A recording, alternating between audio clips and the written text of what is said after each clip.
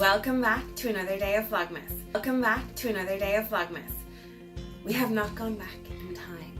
The house is undecorated because we're filming this before we decorate, but we're going to share it with you after because we're strange like that.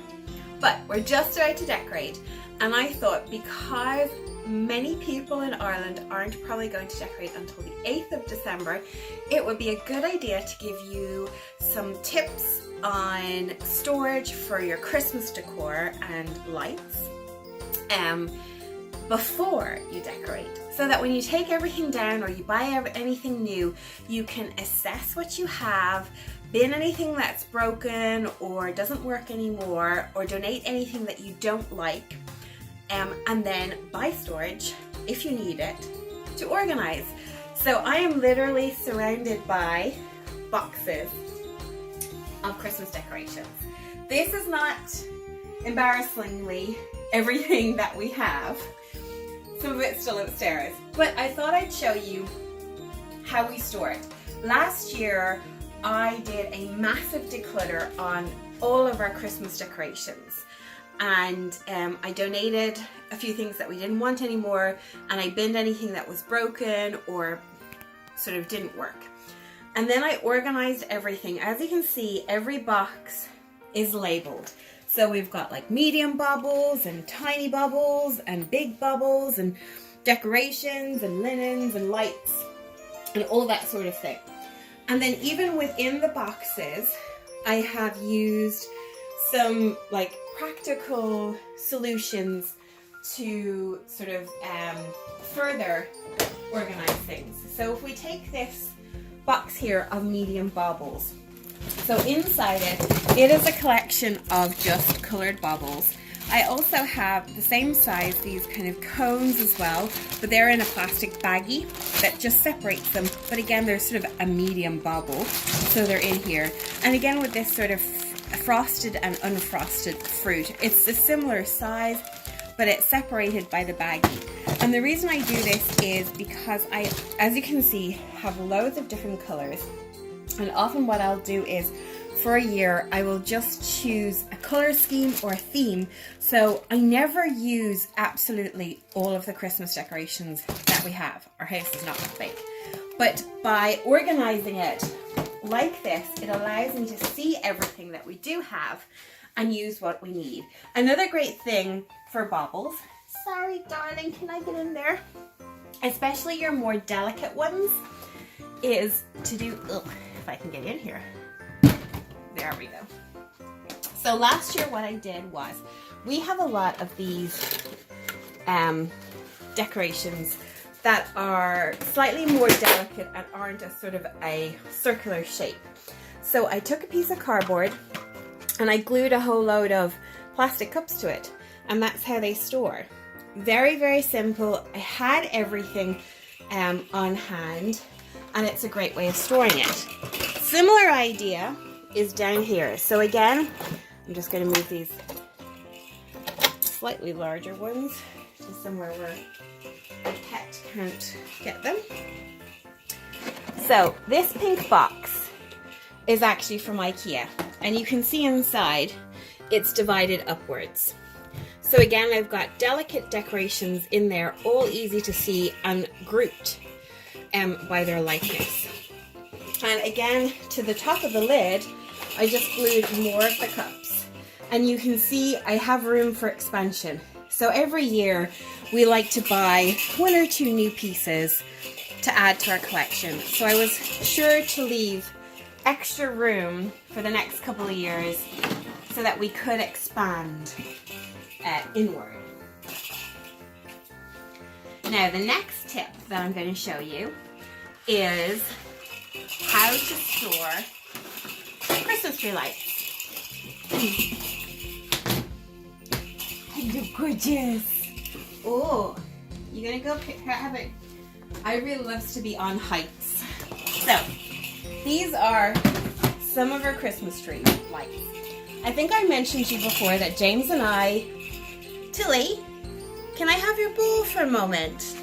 Can I have your bowl for a moment? Oh, you're such a good girl. This is the noisiest toy in the world, but Sasha, who I've just called Tilly, loves it, so we let her have it. But while we're recording, I'm just gonna hold on to it for a moment, sweetheart.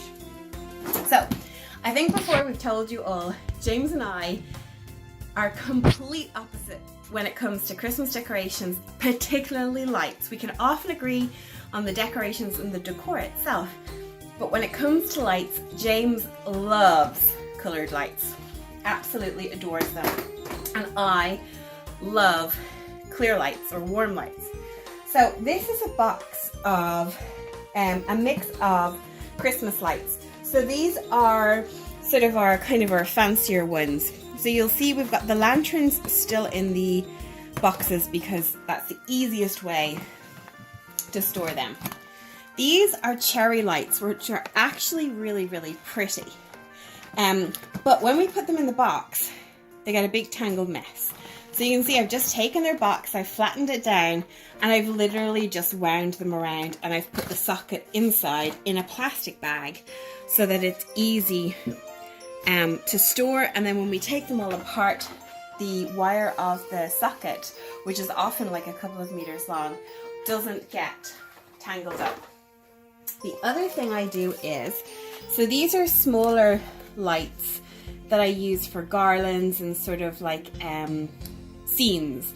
I've just wrapped them around an old kitchen roll holder and taped them off, and the battery pack is inside. So you see like that. Super simple, very easy. And the same with these. This is two smaller sets of this slightly larger light. And again, they're just in a baggie, just to keep everything together. It keeps it nice and simple. And again, the battery pack is inside the toilet roll. And then again, baggies for ones that are, this is kind of more of a light spray than a rollable one. So a little baggie works just as well. And you can see we've got more. Yes, we have an insane amount of lights. And this isn't even all of them. There is another box upstairs. I have bought more, and today James bought even more. And again, we don't use absolutely everything every single year. We often choose a theme or a style that we're going to go with. And because we have so much, and some of this we have had since we moved into this house 14 years ago. And so we're kind of keeping it because we love it.